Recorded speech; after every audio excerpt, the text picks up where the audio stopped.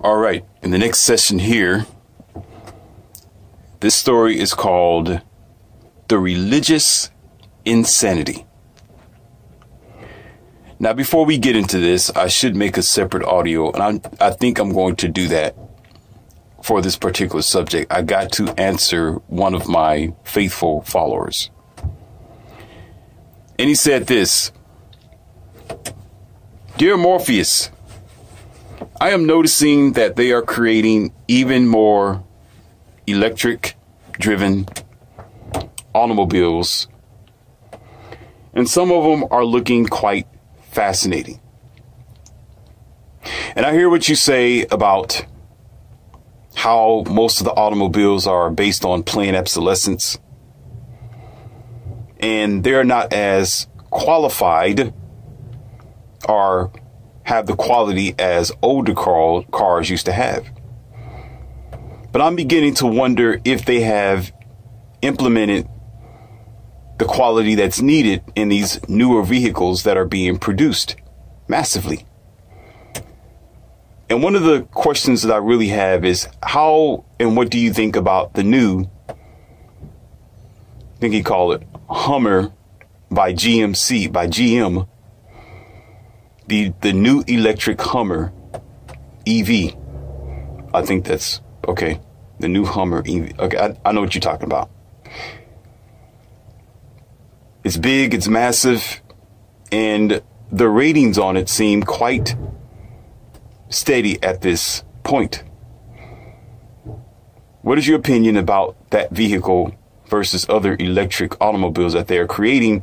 And does this challenge what you say about the quality of how these vehicles are made? Love your channel, bro. Keep continuing on, and I enjoy listening to you daily because I'm learning something daily that you have to offer. Your forever supporter, Mr. J. Awesome, Mr. J. I'm going to go ahead and make this fast because I need to get on to this subject here at hand. And I will tell you this, Mr. J. I stand by my words. I stand by my actions. I stand by my experience. You're listening to somebody. I'm not as I would say in the ages of Scotty. I have a hard time pronouncing his last name, but I think it's Scotty Skill. I can't say it properly. I'm not going to mess his last name up, but Scotty. And he is the YouTuber Scotty. I'm not as in the age as him, but my experience and my understanding of the automobile is just as critiqued and just as accurate. And you'll be surprised that me and Scotty agree on a lot of things when it comes to the automobile. And I haven't been on Earth that long. But what I will tell you from my experience and what I know by the very basics that we should comprehend, sometimes we just don't comprehend how the system works. And I'm going to tell you what we don't comprehend is the system that helped create this automobile. And what is the plan behind these manufacturers, and what do they function on? The one thing that you want to keep in your mind is the history of the automobile or whatever brand that you decide to purchase. Sometimes they do have a bad history. They've had several of their styles, several of their concepts, several of the cars that they actually had on the road to be recalled. That is, it actually expands across probably the entire board of the automakers. And you have to ask yourself a question. Like, where is the product control group of quality control and safety?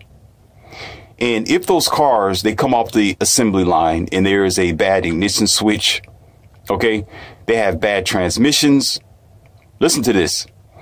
Their airbags deploy even without an accident or a wreck, as I like to call it. I don't stand by accidents. I call them wrecks, because the accident, if you don't mean to collide with someone, some people are just natural morons and they just don't pay attention So it's not an accident. That means they plan. If you fail to plan, then you plan to fail. So I'll call them a wreck. During a wreck situation, from one moron to the next. Okay. The airbag don't deploy, or it might deploy, or it deploys when you're driving. Whatever situation is, or there are some vehicles that had runaway engines. Or maybe there was a fuel leak somewhere around the gas tank, or the seals go bad, or it's created with plastic practically everywhere, especially around the engine, where over amount of 10, I won't even say 10, 5, 6 years, that plastic will burn and melt purposely so you can bring your car back to who? That's the question. To who? See? So therefore, when you look at the automobiles that was considered in the past to have a star rating from JB Power and Associates and the rest of them, they say, oh, you know, this is a great car. This is a good car. This is a good automobile. This is a great truck. You know, they'll say all that, right? But that's just to get you to buy their junk. That's to get you to say, okay, well, because everybody else agrees that it's a 5-star, I'm going to go ahead and get it because it has a 5-star rating. It's a good car. You know, it has such and such miles per gallon. And then you're like, okay, I'll do it. And, you know, here in this academy, what am I going to call my favorite people? Ralph the dog. I got a pet in my classroom called Ralph the dog. In the corner, I'll do it. Ruff, ruff, ruff. Okay? You're going to get to know Ralph pretty well and everybody else in this academy of wowmen. If you don't know them, too bad. I will always introduce you to them. I got 3 ladies in my academy and I have a dog. Okay, and all of them, you will get to know them quite well. So Ralph the dog goes with what other people say. And one of the bigger things as well, along the side of history of them making things and putting it out there on the road, it should not have got that far. It should not even be on the road if it's going to have the potential to be recalled, basically. Why is it on the road with all these defects that you're going to have to find out when? What is Morpheus saying? Find out when? Come on, classroom. Later. Later. So here is your Shangri-La or your kicker on this. I don't go by. I never will. I'm not interested. And it was up to me. I know they will hate me. The manufacturers of your vehicles will hate Morpheus because I will not believe a doggone thing that they will say ever. And they'll be broke. OK, because I tell nothing but the truth and I'm not going to go by what they say. You know what I'm concerned about 10 years later? Don't tell me about how great this car is right now. Every car, I don't care what kind of car it is, whether it's a Prius, those ridiculous Ford F-150s in the past, OK, or the bad Dodges and the bad history of Chryslers. Right. And the dumb stuff that Chevy used to make. Don't even let me go there. OK, and the senseless, mindless cars that some, I won't even say Hondas. Hondas was pretty decent for a long time. They stood up for the test of time, but there were some vehicles that just didn't make sense from overseas. But however, the problem is it's the future about that vehicle. Because whatever it is, it's going to work out well when it's brand new. I don't care. Even in your relationships are going to work out well in the first week or maybe even that first day. If it's a terrible relationship, maybe one day it's going to work out. And most times that it's going to work out because there's a donkey dunk session, meaning there's a one night stand. Of course, it's going to work out. Then, of course, afterwards it's like, you know, I hate you. I don't want to be with you. Right. You know, I can't stand you. You know, the list goes on. OK. And then therefore you decide not to talk to that person again, or you just agree to say, OK, let's not talk about what we just did Friday or Saturday night. OK, sure. Y'all go about your separate ways. But that's just that one time thing. But every vehicle that's been created, they're always great. As soon as you get it from the dealership, of course it's going to drive away. Yeah, the starter's going to be right. You know, the water pump that's engaged directly onto the engine bay. Right in the what do you call that? Where the timing chain cover is right in there. Yeah, it's going to work out quite well. It's fine. You know, for the first 1,000 miles, 10,000 miles you put on it. Yeah, of course. No matter what Chrysler you buy, you know, when you first put it out there, it's going to be just fine. Doors work. Electronics work. Sure. You know, you're feeling real good. That's what makes rich people very fortunate. You know, if you're able, and the smart thing that they do is for some of them, they'll lease a car and they won't own it. Smart. right? You know, they'll buy the car brand new, you know, put like, I don't know, maybe 20,000 miles or something like that on it, somewhere around there, a little bit more. And they'll keep it for the healthy range of the car, for the youth of it, for the ability to get them wherever they want to be, or for sport or for play. And then what they do is they'll sell it because that's the smartest thing to do, because they know something that poor people are, those who are always sitting in the back of my classroom with the F on their forehead, throwing wads of paper, right, don't comprehend because they don't get the memo because they too much sucking up grass instead of H2O, right? Get some fluidity in their brain going on, right? They don't comprehend that what the smart people, they'll get rid of it because they know that it's going to be junk after a while. It's going to cause problems after a while. You know, the manufacturer had plans of not concentrating on the defects of the car, or the possible plastic they put in dumb places, or the sensors that they put in places where you can't get to it.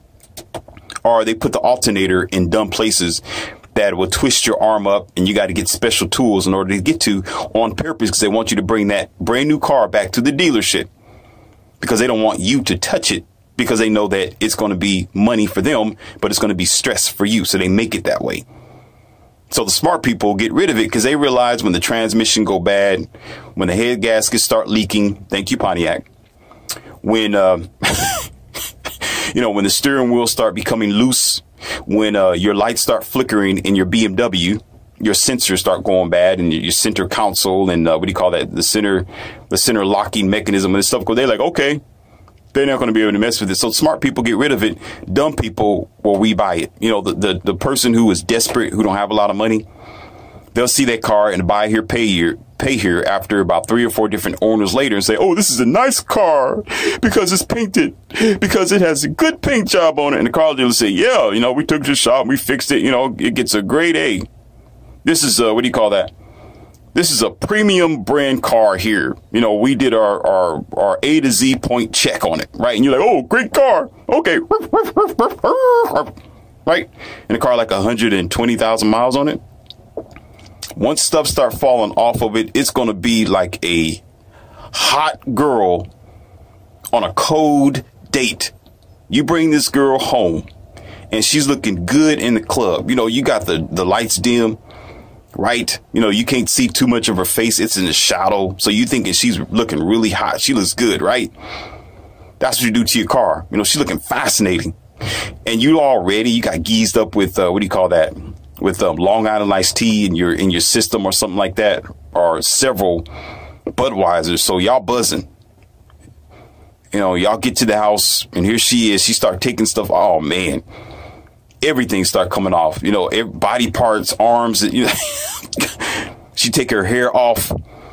You know, she take those fake teeth off and reveal that her teeth is actually yellow or green for a lot of them. You know, she starts showing you her real attitude. Oh my God. You know, and the bad part about it is sometimes you don't realize that till after you're donkey dunking in your Coliseum. You know, your bed is your Coliseum. I like to call it. You know, y'all in your Coliseum wrestling with each other, right? And then stuff start falling off. You know, her eyelids start staying there on the pillow. You know, the cover starts smelling not natural. You know, like, what is this? Like, oh God, what you know, and stuff that you thought was plump and soft, it really isn't real. It starts sinking in. Next thing you know, as soon as you turn the lights on and she start trying to put her stuff back on, you're like, who are you? You're disgusted. Now you're like, I can't believe I just did that. But you didn't know because you was fascinated. You was engulfed in, what do you call that? You was entranced by your alcohol. So that's the same as the automobile. It's going to look good at first. It's all fascinating, like, you know, 120,000 miles. But once you start driving it and taking it for what do you call that, on a daily driver, you might as well forget it because light bulbs start falling out. Sensors start going bad. Your key fob won't click on it no more. Why? Why is this? Because longevity, long vision, because the average consumer, y'all don't have long vision.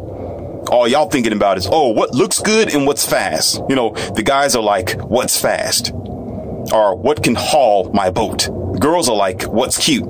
So you know what the manufacturer do? Okay, we'll do that. We'll make it cute and we'll make it fast where it can haul your boat and powerful. But as far as durability, y'all might as well forget it. It's a thumbs down, 5 thumbs down. Y'all don't care about it. So it'll last for like 8, what is that? Like 7, 8 years. Next thing you know, that's it. Now you putting more money in it than what the car is worth. Now you spending like $1,600 for a new transmission, especially for those new CV transmissions that they have. Now you spend like $1,600 on that. You know, for some of you who don't like to change your oil like you're supposed to, you lock your engine up. Now you spending like the $800 to get another engine in there, and probably another additional $300 or $400 just to get it installed. So you come out of that with like $1,300, $1,400 or something like that. God, you know, you'd be like, oh, I thought it was going to be like $1,100. No, we add on taxes and parts, you know, and we took, you know, the time that it's been in this shop for a little while. So yeah, we're just going to round it around. Well, we're going to say 13, 14,000. And you're looking stupid for this car that's not even worth that much, because you was thinking about it looking good, not longevity. You don't think about who created this thing. That same manufacturer who created planned obsolescent junk on the road that needed to be recalled in the past. You forgot about that. They want you to forget about it. They want you to forget about their line of recalled cars. And you dumb enough to forget about it. So therefore, you buy the car at the car lot, knowing the brand, know the type of car. Oh, it's new. It's cute. And there you are on the side of the road 2 years later for this car. You spent what, $3,600, $4,000, $5,000, whatever down payment that you put on it, or whatever's left over that they can squeeze out of this piece of junk. So when it comes to these new electronic cars, there's something else I'm going to put on your mind before I make this, get back to the studies of the religious insanity. OK, this is very important that I need y'all to understand. I have nothing against the manufacturers. I know they're doing the best that they can do. And I understand about the pressures and the demand of the government. OK, and I'm not the smartest guy in the bucket, so I know I can probably make a car much better. But I know I might add some flaws to it as well. But I'm not going to be stupid enough to be so redundant in my research where I'm going to sell you one of my vehicles that I know has a potential to break down in the future. I'm going to make sure I do my point-to-point check and make sure that it's going to at least endure, instead of these, you know, plastic, fiberglass, junk, retarded electronics that they put in their cars now just to throw out there and say, well, you know, it's a gamble. Let you figure it out, consumer, later on. I wouldn't do you like that. But the reason why this happens even worse still is because it's a demand now for electric cars to try to get rid of gasoline cars. And a lot of it is government regulated. Anytime you are forced to make something and you got a deadline, it's not going to be right, my fair Neos of this Academy of Wildman. Listen to me. Nothing on the face of the planet is going to be accurately perfect when it's rushed to be created. There has been, just like the arms race, just like in the past, there was a race to find metals out of the ground. There was a diamond rush. There was a rush to procure slaves. There was a rush to do this. Anytime you have to rush to produce something, you're going to be creating something that's going to be destructive in the future. Listen to me. There has been a race to create electric automobiles by manufacturers because they want to be the first one to get their dibs on your money. They want to be the first one to be dependent on for the electric vehicles, and they want to secure their financial stable. And we understand that it's a business. It's no pun, and it's not a bad idea for any business person to want to procure a future financial stability from their consumers. OK, but we got to know what's behind it. What's behind it is they're challenging other people who wants to be the first line of electric vehicles on the road. They want to be the first one to create a battery that goes longer than 300 miles or 400 miles. They want to try to put the most in it. They're going to compete against each other. And in that, you are rushing to create something. That's just like when they try to create a vaccination for the so-called sickness, right? And you had all kind of pharmaceuticals. You had everybody trying to team up to create what? The first batch of vaccinations. Why? Because there's some money behind it. because they want to be the first one to be known as a successful producer of this particular needed item. So if they got the government and you got powers behind them, people saying we need this product, and you are the creator of it, and they say, you know what, we need this product. If you don't do it, we're going to buy the product from someone else. Guess what you're going to do? You're not going to like that, because that's going to be a hindrance on your company and your job. So you're going to do everything you can to produce this product because you want to win. You want to put your bid in, your company in there, so you can have an extent of longevity. So when you have a car that's created out of that, especially from an automobile manufacturer, which I'm not going to say that. OK, let you figure it out for yourself. For any of the car manufacturers, and they throw this electronic automobile out there, you know full well you need to know what's the backdrop behind it. The force trying to get their money bid out there.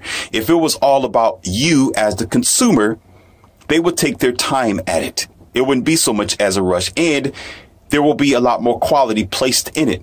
And for many, many years, automobiles have been under the pressure of government regulations for a long time. There has always been a regulation for something, such as the gas tanks that used to be all the way in the back, you know, and such as somewhere where, you know, there was what do you call that? The light bulbs in the front where they used to be fold out. You know, where you put your turn signals, you know, how big your headlights have to be, where your license plate have to be, all these, you know, mandated for backup cameras, all kind of stressful type of points where the manufacturer have to always keep their eyes on the government regulations. And what happened is year after year, let's not even get into the fuel economy. Let's not get into the fuel economy. That's where you came out with the EV engines, or you call them the EcoBoost engines. That's how you came out with the green, the green sign hybrid cars, electric hybrid cars. That's how you came out with all those things. So what happens is you got to keep what they continue to do is modify what they produce in order to satisfy the regulations. And when that happens, oftentimes it's a new experiment. It's a new experience. It's a new thing because they're forced to create this thing that they know they really don't want to, but they'll do that because it's fruitful for their company.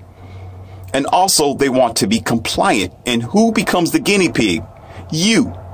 You become the...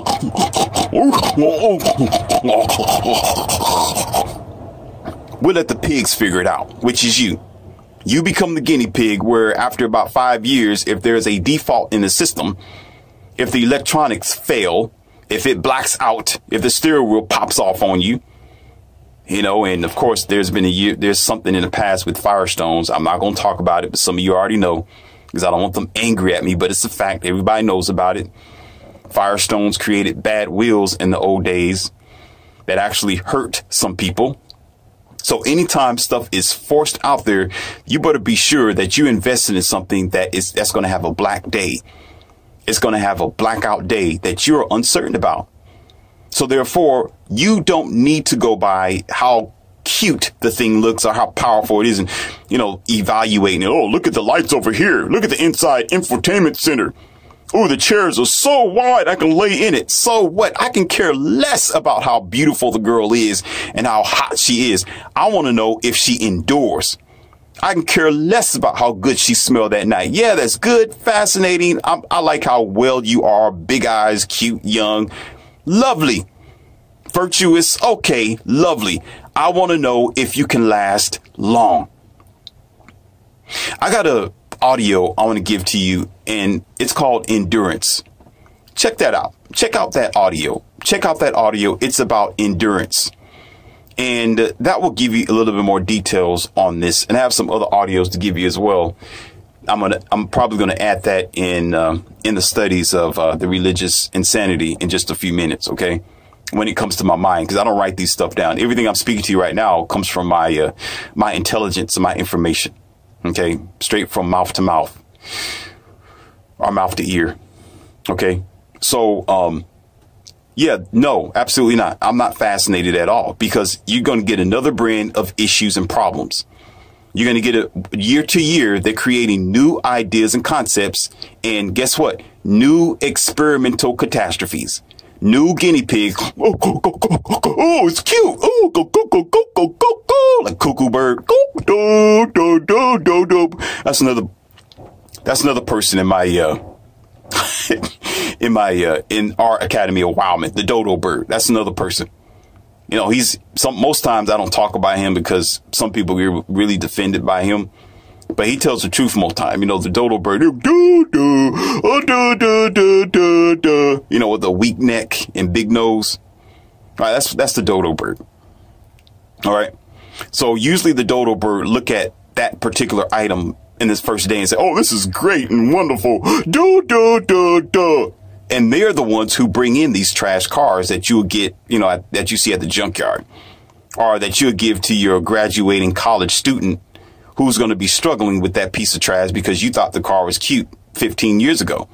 But you don't think about longevity. Yes, stuff fail. Electronics go bad sometimes. Of course, there's maybe, you know, people don't follow the owner manual. The owner's manual will tell you a certain amount of oil, how you do this, how you maintain it, rotate the wheels. You know, keep this type of antifreeze in it, and you got dodo bird people. Do, do, do, do. I'm not going to read it. Do, do, do. You know, Google tells you what you're supposed to do with your Camaro, but you don't want to listen. Do, do, do. And it mess up on you. So I understand there's a handful of 54% consumers who are uneducated morons who will buy something because it's cute and they don't maintain it.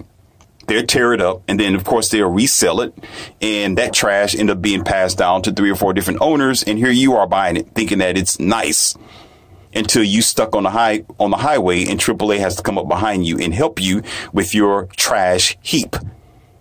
I comprehend that as well. So all fingers don't completely go on the manufacturer. It goes on the uneducated who likes to buy things just because it's the fab to do, or to try to impress the hot girls.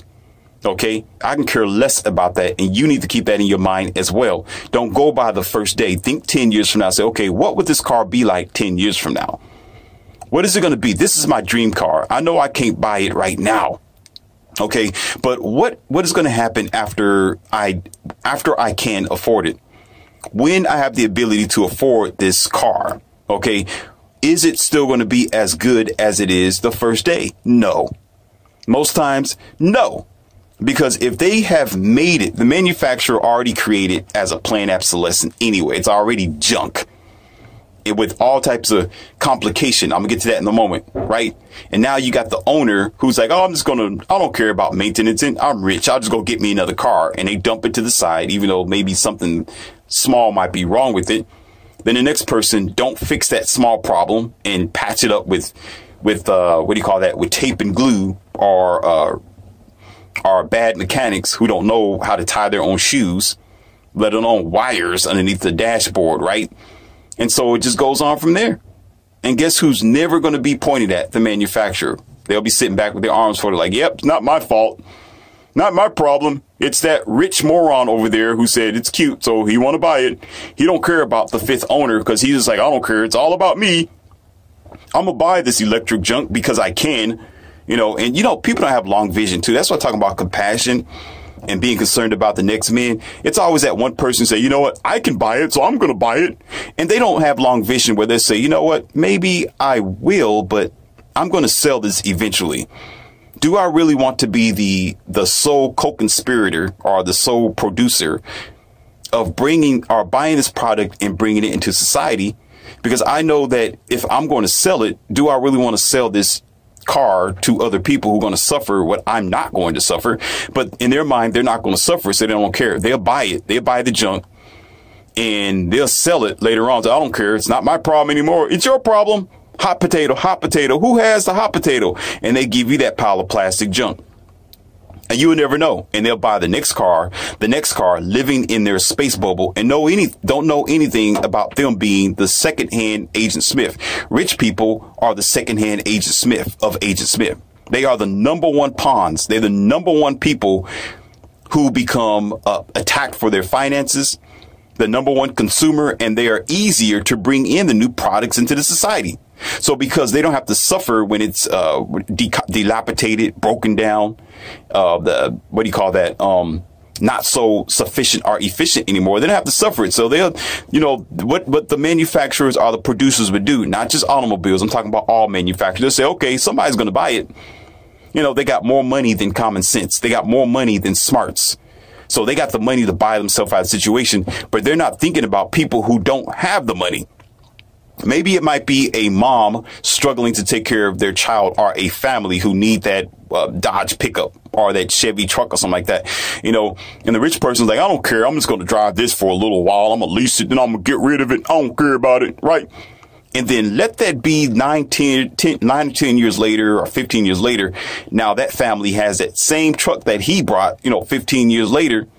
Right now they're struggling. Or if it's have a defect that needs to be recalled, like the steering wheel is breaking on it, sensors go out. It causes the airbag to deflate going 55 miles per hour. And let's say that family goes 55 miles per hour, right? Trying to get to a game, their daughter's game or something like that. Or coming back from a ballet recital, whatever it is. And the airbag deploys, boom. And then you see them on the news.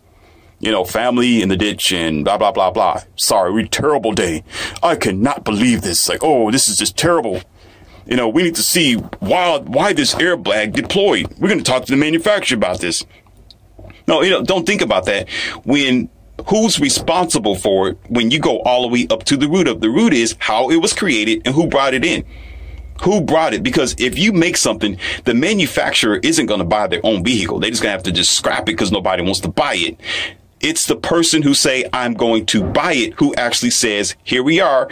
I am the hand of the environment or the people. I'm going to bring this into society, because once he buys it, it's off the hands of the manufacturer. You go to the store, right?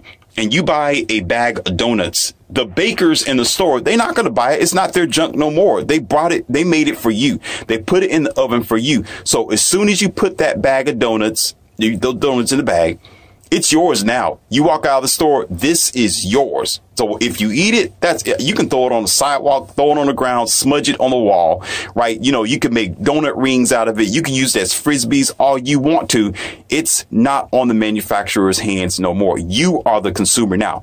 You are the sole co-conspirator and owner of this particular pile of plastic pasty junk. Therefore, if you're like, well, I don't care about who's going to have to deal with the responsibility, I'm going to throw these donuts on the ground anyway. Then here comes the guy who has to go clean it up, sweep it up, or somebody else who you give it to if you don't wash your hands, right? I can even go there. You don't wash your hands after touching the donuts and you pass it on to your kids and they eat it because you didn't wash your hands and they get a stomach ache. You're still responsible. So you'll get rich people who will be willing to buy dumb stuff that manufacturers create.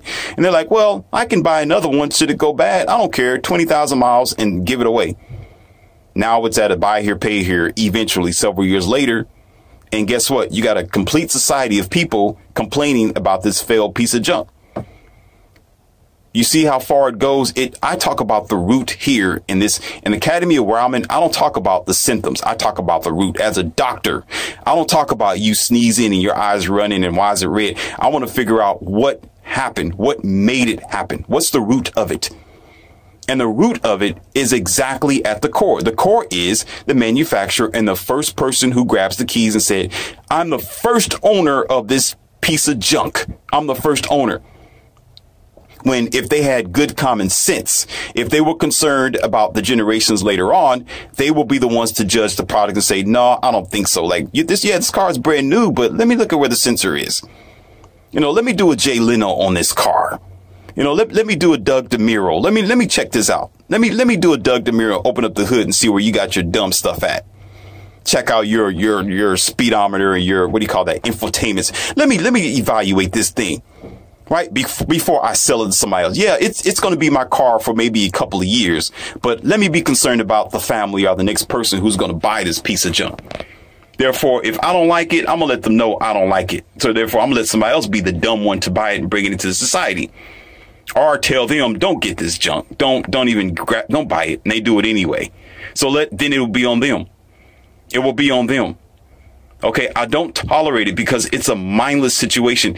And then we're the dumb ones who got all these pieces of these contraptions on the road, right? junk that you spending way more money than what it's worth. You can't maintenance it on your own. You know, now you got more electronics, cameras, and computerized. You driving a laptop down the road, right? Because they want to bring in, oh, this is the new thing. It's still cool.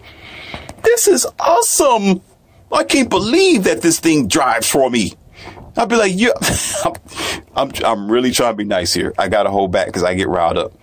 Let me calm down because I go from 0 to, man, it's almost like a hot pot. You know, once you turn me on, I start getting warm, getting hot, steaming. Now you can't put nothing because I'm flaming. So I really got to calm down. Okay. You going to buy something that needs to think for you. You are more than Ralph the dog and Dodo the bird. You do, do, do, do, do, do. And then you want to make your children better for tomorrow. So you're going to bring in technology that lives for you. And you want children to be smart enough to live for themselves. You are backwards, counteractive thinking people to even consider that. You got to be, something's wrong with your mind because we aren't born with a computer chip in our face. Do you understand?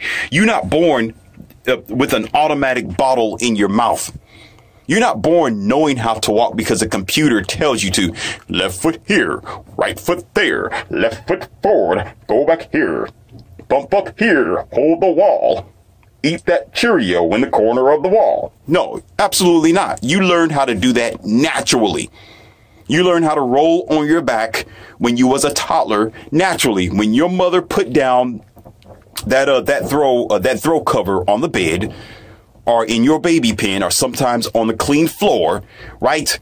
You rolled over on your own. You cried on your own. You put your own finger in your toes in your own mouth when you was a cute little baby. You learn how to do things naturally. You learn how to even eat for yourself over time. Your mom or your dad. Let's give credit to fathers too. Yes, dads do it too. So let me change the story up. Your father, okay, lets you sit there and try to feed yourself your ravioli or your spaghetti or noodles or even cereal, right? And watched you and laughed at you, took pictures at you, and you learn how to figure out where your mouth is to put the stuff in that tastes so good. Or your pudding or your Gerber banana pudding, carrots, right? You know, and soft, mushy stuff. And you got it all over the place. You learn how to do it. There was no computer. Your lips are right here. Go ahead and push this button over here and it will interject into your little mouth. That never happened. So why would you think that the human evolution is going to be based on your great grandchild sitting in the car with their arm folded and letting the car drive for them? And you talking about, I want a better tomorrow. No, you're sick. No, something's wrong with your mind. You are responsible for the de-evolution of humanity. You are responsible for the lazy generation that's going to come after you. If anything, instead of saying, well, I'm going to let the tree be cut on its own, the water is automatically going to jump into the bucket. The book is automatically going to turn the pages on its own. All I have to do is, Alexis, turn the page for me. You are out of your mind. And you listen, y'all are on the downslope so fast, it's not even funny. And you know what? You think I'm playing games with you. But to some people, they're like, oh, I'm progressive. This is so cool. I'm lazy. Life thinks for me. I got somebody else who's able to think for me. I can't think for myself. This is great technology. This is great technology for who? For you in that moment. You're not thinking about the person after you. What about your grandchild? What about the children over there, you know, across town? You know, what about those who don't have as much money or influence as you? And their money, their mother just want to keep them quiet, or they may need it for school, and they get that same product. Let me read something for you. Hold on. You got me riled up. Y'all think Morpheus is not. Listen, let me show you something. Hold on. I'm gonna grab something right here off this. Actually, I'm gonna pull it up my my dumb phone for you, because some of y'all, Lord have mercy. If God was here, I'll be pointing my fingers like, look, look, look. Hold on. Y'all won't like me. I'll be a male Karen. I'll be the first one telling God, you need to, please, y'all. Let me see if I can grab it here. It's probably one that, hold on. See if I can get this together. Just bear with me here. this ain't. Oh, here we go. From Bill Gates. Now, I understand he meant something differently. OK, and I don't need him to rebuttal because I'm alpha. I can give a doggone care. I have no love for ignorance. OK, this is for the lesson here today. And we all know that Bill Gates is an American business, whatever, philanthropist, author, chairman of Microsoft. Right. Let me tell you what he said in one of his sentences. But this ain't necessarily his fault. This is people who love to put up dumb chant. These are people who want to motivate you with stupidity, but they don't really know what he means. He probably meant something differently. But these are people who want you to think that these are positive, inspirated words, and they'll take like a sentence of what somebody say and run with it. So that's why the fingers is not on Bill Gates. But I'm going to tell you what they pulled out of one of the conversations Bill Gates had. Right. Check this out. It says technology is this is Bill Gates. He said technology is just a tool, period. Right. In terms of getting the kids working together. Listen. And motivating them, the teacher is the most important. And I would say absolutely not. The teacher's job isn't to get the kids to work together. It is not to motivate them. OK, because there's lots of schools around your country that the teachers are the least to be respected. If you really want to talk about a tool and the most important, if anything, the teacher is supposed to be the most important tool, not to get the children motivated or to get them to come together, but to teach them the truth and the facts of life. Or you can say algorithm or the mathematical equations, science, social studies, things like that. The teacher is supposed to be a leader. OK, or you could say, if you want a good example, you're listening to Morpheus right now. I'm a good teacher. I'm teaching you. In all my audios, I'm doing nothing but teaching you. So you can use me as an example. The teacher is the most important in that aspect, not to motivate you and bring you to come. I'm not talking about you coming together. I'm not trying to motivate you. I'm trying to teach you. So in reverse, actually, technology is the teacher, not the physical organic teacher. What has been the teacher for generations have been technology, not the physical person. Your dumb phone have, Alexis have, Siri's have, pushing a button have, your start-stop system have, your backup cameras have, your electronic alarms are, because you can't use your eyeballs and your mental motems. You don't know how to use your consciousness or your instincts. So therefore, what do you have to help you move forward? Technology. And if he's saying that it's supposed to be a tool, we have far succeeded. We are far surpassed the boundary. We have far surpassed our limitations. We have gone above and beyond, and we're doing the most. Technology is no longer a tool. Technology is what we are. We are anti-human and we are humanist. OK, so humanism is going to be technologyism. It's going to be us embedded into computers, because that's what we are today. The more you give your human organic power over to computers to do for you, you are a part of that computer. It's no different than augmenting yourself with a robotic arm. That's what you are. So when you have to live by your cell phone every day, that's who you are. That's an attachment to your genetics right there. It may be detached from your body. It may be in your hand, and it may be on your desk, but that's an extension of your body cybernetically. And the more you depend on it to buy for you, to talk for you, to think for you, to socialize with you, that's who you are.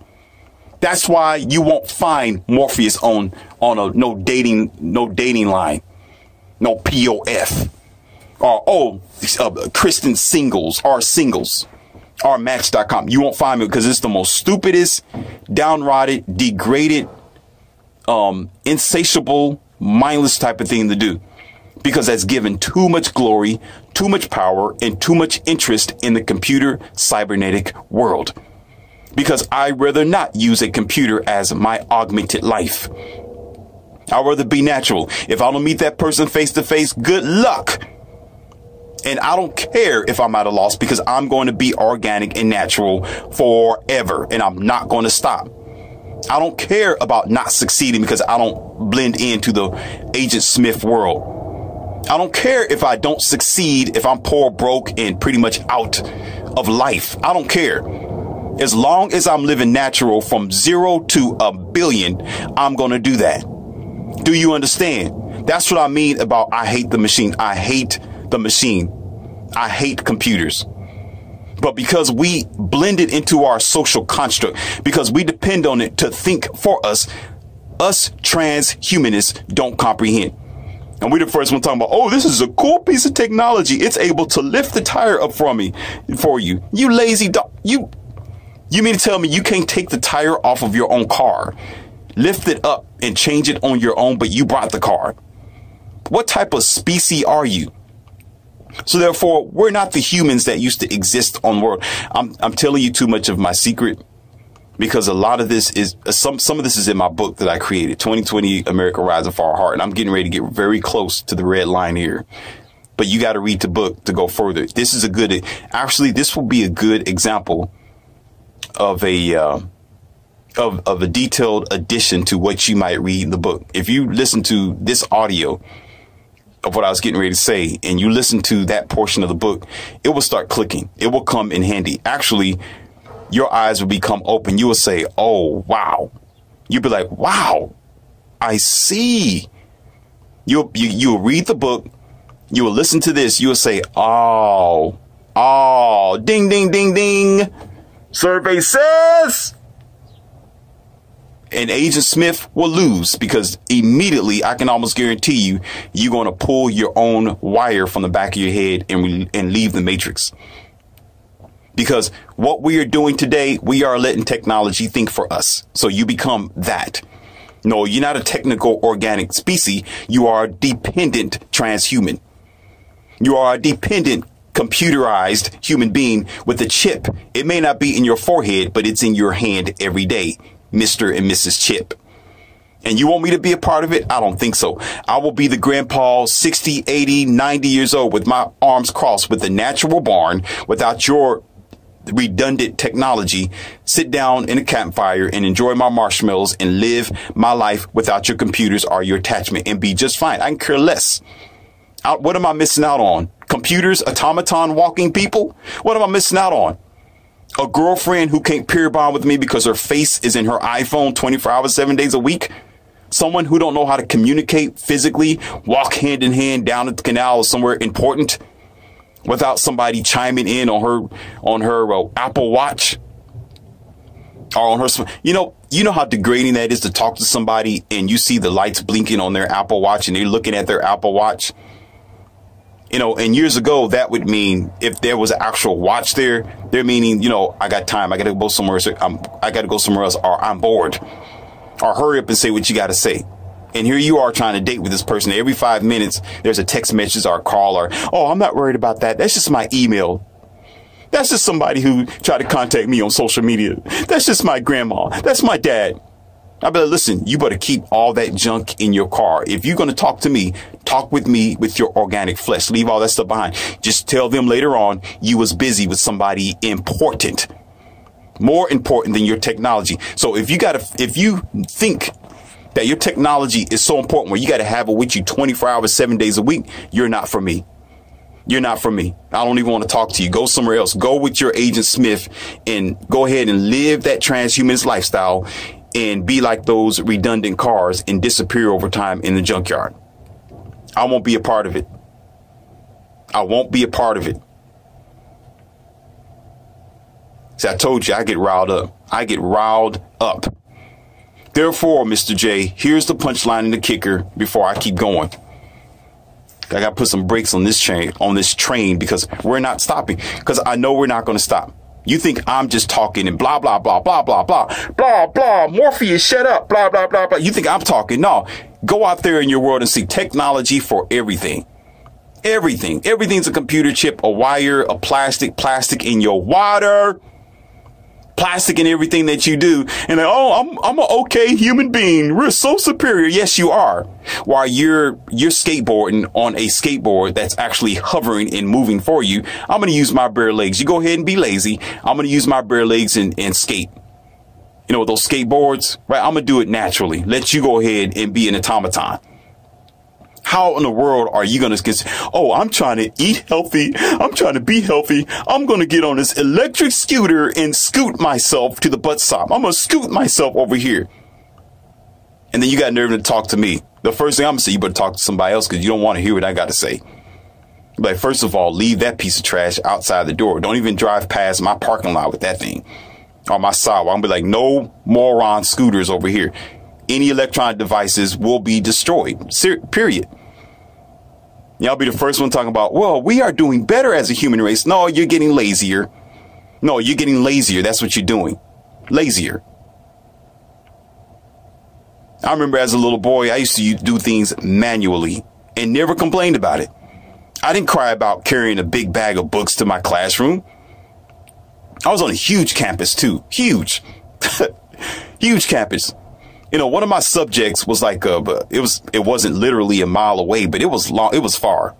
A huge campus, too. We had to walk everywhere we need to go. And I had to lug at least 7 or 8 different books. The social studies book was one of the biggest ones. The second bigger was the mathematics. And I never complained, not one time, and had my pencils in it, right? Had my own notepads in it, and I lugged it from one location to the next. I didn't even think anything of it. And now you got kids talking about these books are too heavy. And they got 2 books. Oh, and here's the teachers. Here's your Agent Smiths, the ones who bring it in, right? We need more money for the schools. So what we're going to do is we're going to get rid of all the paper and pencil, and we're just going to put everything on a laptop or a tablet, and we're going to give it to the kids because it's going to be so much more easier for them and so much more environmentally friendly. And there go the kids.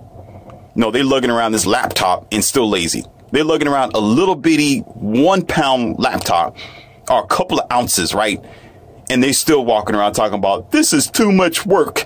But yet you as an adult, you as the rich person, you as the one who donate to these moronic systems, you the one who's like, well, we need to make America great again. We need to do better for our children, is the first ones to sign up and say, sure, it's a good idea to bring that into the school systems and make them lazier.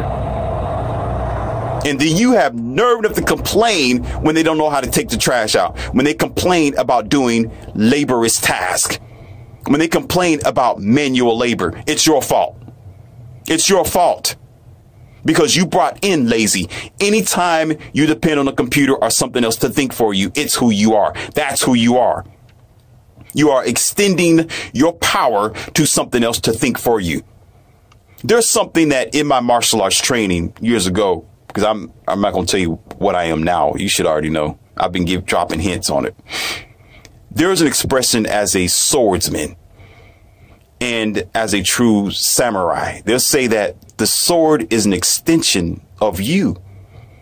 The sword is an extension of you. And when I start studying this, at first I was very nervous and I'm swinging the sword, right? And I'm thinking, I'm going to cut my arm off. That's as a kid, right? And I'm just like, okay, I'm going to try. I'm going to keep trying. But when I started studying from underneath my sensei, when he said that, he said, the sword is an extension of you. He said, you are the sword. Why are you afraid of yourself? Why are you scared of yourself? And when I started taking that into my practices, wow. I mean, just, I can't tell you the differences was night and day. There was no more fear. Now I'm swinging this thing around and whoosh, whoosh, whoosh, whoosh, whoosh, whoosh. You be like, oh, Morpheus, be careful. Morpheus, what are you doing? Whoa, whoa, whoa, whoa, whoa, whoa, whoa. Whoa, what are you doing? It got to the point where when I had a crowd around me, right, and several friends, and I was just being silly at the time. It could have been dangerous, but hey, you know, I just was that good, that confident, right? And they're sitting there talking, you know, drinking coffee and joking, and I'm swinging this thing around, and they're not even balking. None of them jumped up and ran and said, oh, be careful, you're going to drop it. No, they're sitting there like, oh, cool, okay. I was like, wow. And I got done. I said, you're not scared? They said, no, look at you. They just, I mean, I wouldn't do it now. I mean, you know, as perfect as I may be, I still won't do it because that 1% chance is, that's it. All it takes is 1% and I'm in trouble, right? But just the idea of this being an extension of myself created a unity between me and my blade.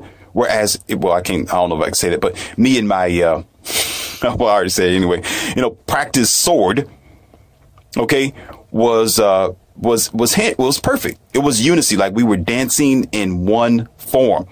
So when you got technology and you're dependent on it with your dumb phones and your computers, laptops, and giving this dumb stuff to your kids, guess who they are? They're an extension of that technology. So they are not so the teacher is not the teacher. The teacher is the babysitter. The technology is the teacher. Do you understand? Coming from a Microsoft mogul who've made millions off of computers, the audacity to say something like that. Teachers are more important than that. They're more important than being a motivator and bringing people together. If that's the case, we will be unified today. And if you really want to go forward, if you're thinking from that perspective and he really meant what he said, he's actually talking about social engineering. And we had enough of that because their social engineering have been social poisoning. I don't have time for that. I don't have time for ignorant thinking people. I don't. That's social engineering. Technology is social engineering, and it's the #1 teacher because we brought it in. Don't buy it if you know it's going to affect the other person.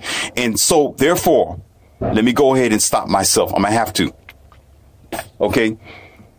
I will not stand by. I can care less how good that machine looks and that, oh, this electric car is going to go 300. Yeah, that's fine. Yeah. Let me give it 15 years and let's talk then.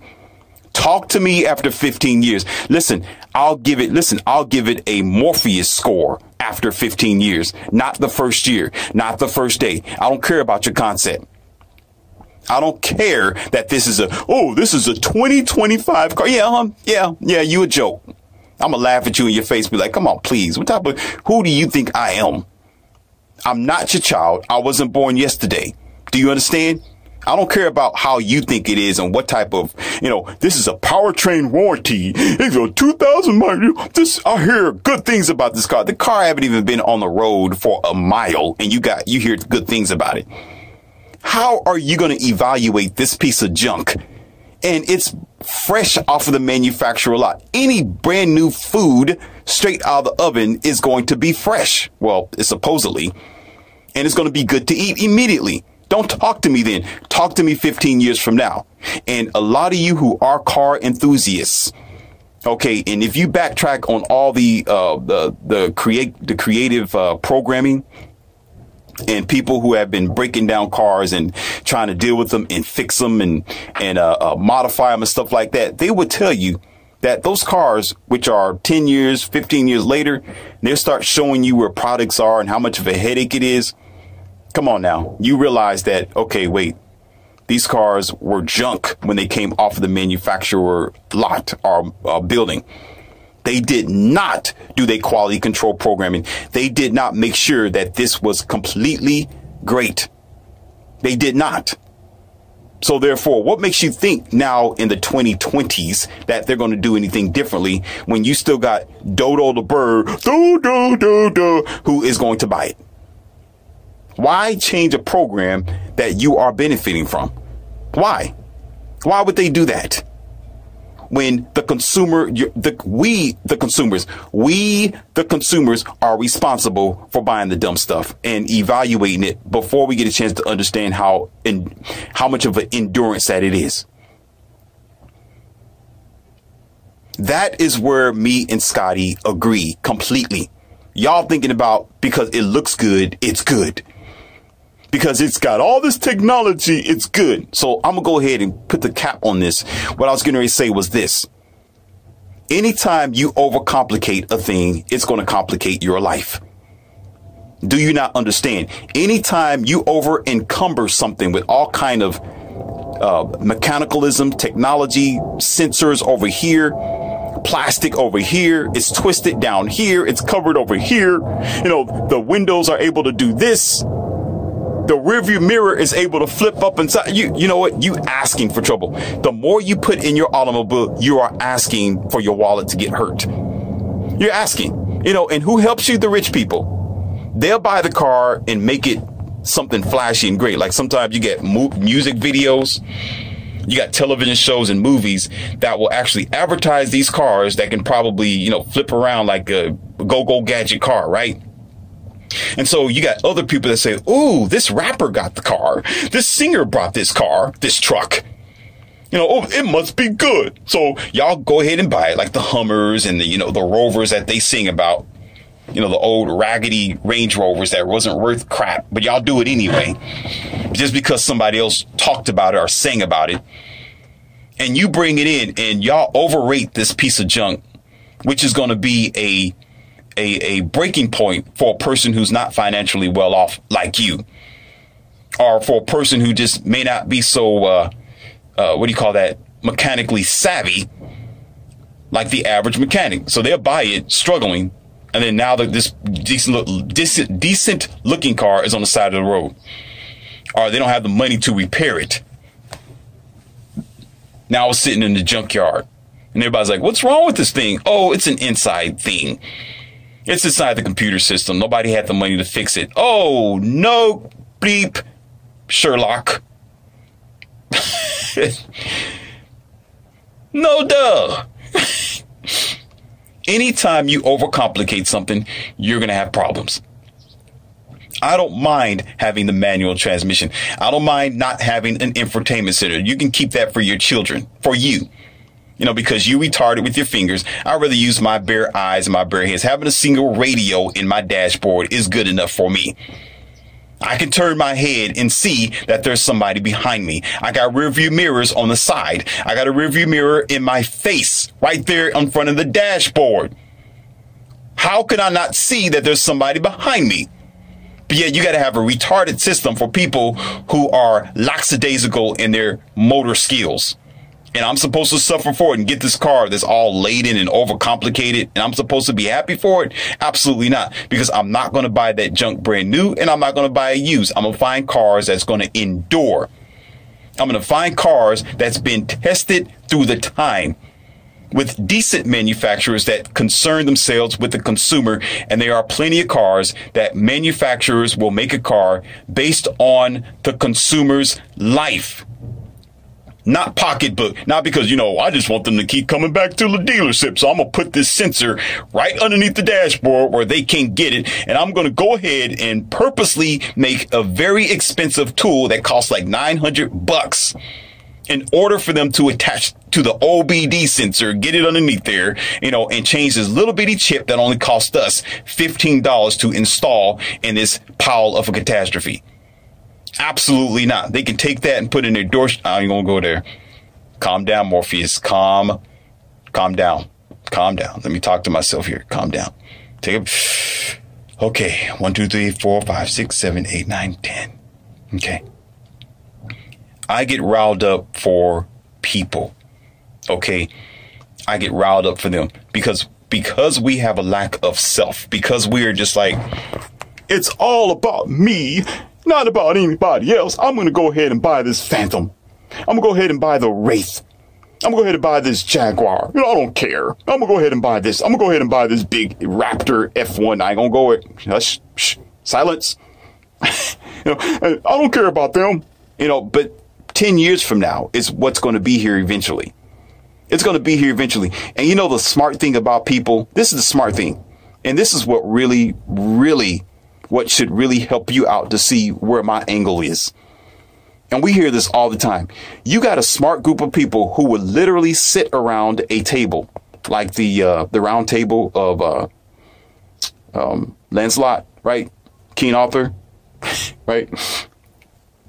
They'll sit down around table, and then they'll say something like this and try to broadcast on social media. And they'll ask this question: what's wrong with the society? What can we do to change things? Things are getting worse. You know, how can we provide a different type of future for the people? How are we going to make the Western civilization a little better? And I'll be the first one to stand up with my palms on the table and look at all of them with a stupid look on my face, emoji, and say, how could you ask a dumb question like that? And the answers are in your face. The answers are in your face. It's in your face. You get that?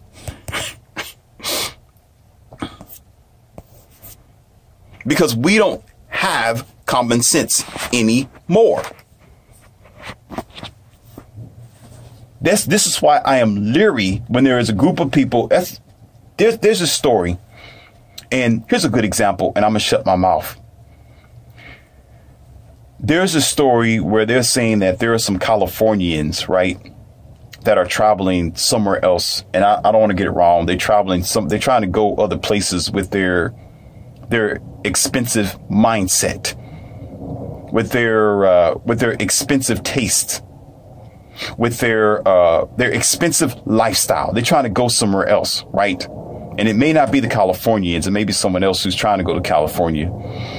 And they're trying to go somewhere else where people are living a very modest lifestyle. They're living underneath a budget. You know, they understand the value of money, and they know the worth of their products that they buy. They're not going to spend more money than what that product is worth. Okay? This is why sometimes I like when Doug talk about a car. He'll say, no, this car is not worth $200-something thousand. He's right. He's right when he say that. He's right. I don't know. He says something like, you know, this car may not be so good at this price point. He's right. It's not good at that price point, and it's not worth it at that price point. But when you have a group of people, like the example of the Californians, who's used to live an expensive lifestyle, and they go into a town and start living in it, right? And the manufacturers or the product producers or those who are having businesses, they'll say, well, because the rich are willing to buy it at this price, I guess I'll just sell it at this price. So a jug of milk, just for example, which may cost like $2.50 for an average person who's just making it day to day, paycheck to paycheck. Get that Californian person who's used to buying expensive stuff, and let's say they sell that milk for $15. Let's give you an example. $15 for a half quart of milk, right? That rich person, or that person who's used to buying stuff at a overrated percentage, right? They will buy it and not think nothing about it. They can buy 50 jugs if they wanted to. They say, oh, I'm just going to buy this for now. This is just my short stop trip before I actually really do some shopping. But let that person who's living from paycheck to paycheck go in there and see a half a gallon of milk for $15.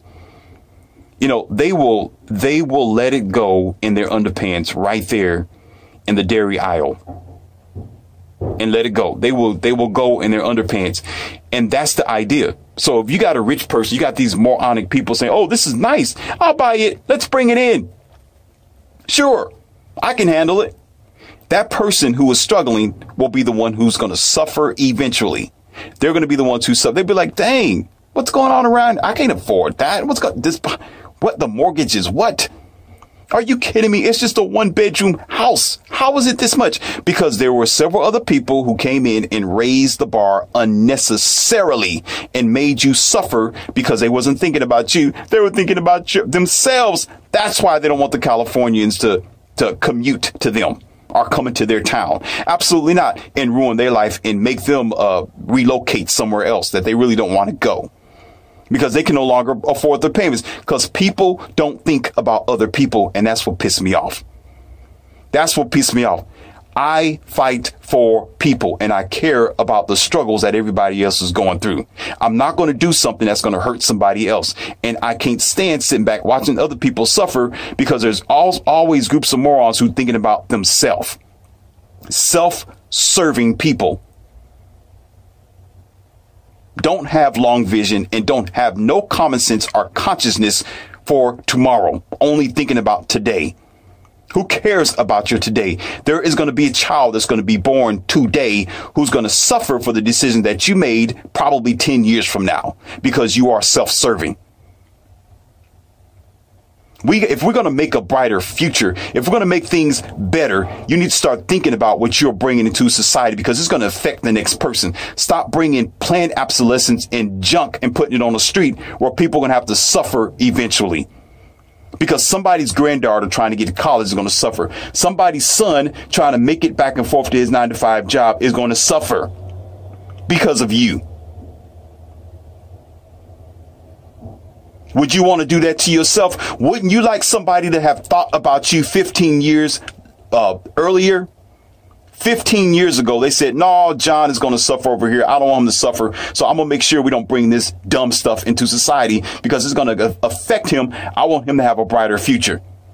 But no, you smarty pants bring in all the smartphones, social media, Instagram. I can flip on my back and sell myself on a DM where these younger men can't even find a new relationship anymore, or a good one with a good, virtuous woman. Because you thought it was a good idea to bring all this technology in where you live your entire life online. And now nobody's faithful. Now nobody's virtuous. Now nobody is truthful. And now everybody is, can I see your phone? No, I don't think so. Then you hide and put it in your back pocket. Right? Because you know full well you got 4 or 5 different mates on there waiting for you to respond back to them. So now you standing the person that you with right now, lying to them. Oh, I love you, baby. Then you get on the phone and talk to 3 or 4 different persons and say the same thing to them and keep the rat wheel going. So you're already doing a polygamous relationship cybernetically. You already one person with 4 or 5 different companions. And you're talking about, we're going to make America great again. Sit down somewhere. Go pull out that couch over there and sit down. Go have a seat. You only care about yourself. You don't care about tomorrow. We don't care about tomorrow. That's our problem. You don't want me to fight for the people. I'm vicious. I'm vicious and I'm at 0 tolerance. I got zero tolerance. When it comes to people, I'll be a Superman. I will be out there with the S on my chest, and I wish you would cross that line. I'll have everybody behind me because we are senseless. We don't think about the next person. Listen, I made an audio, and I want y'all to check this out. It's another audio. It's called Things Just Don't Happen. They are accepted.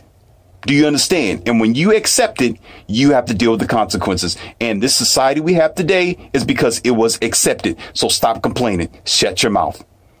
Everything you see now, I don't care what it is, someone accepted it because they didn't get the memo, because they were uneducated, and because they didn't care about the next person. So they accepted it and then think about it 10 years from now. And now we're suffering for it. You need to start getting your head out of the clouds. Dig your rusty, crusted dandruff head out of the ground and start focusing on the vision ahead of you. Then maybe we can start making a change.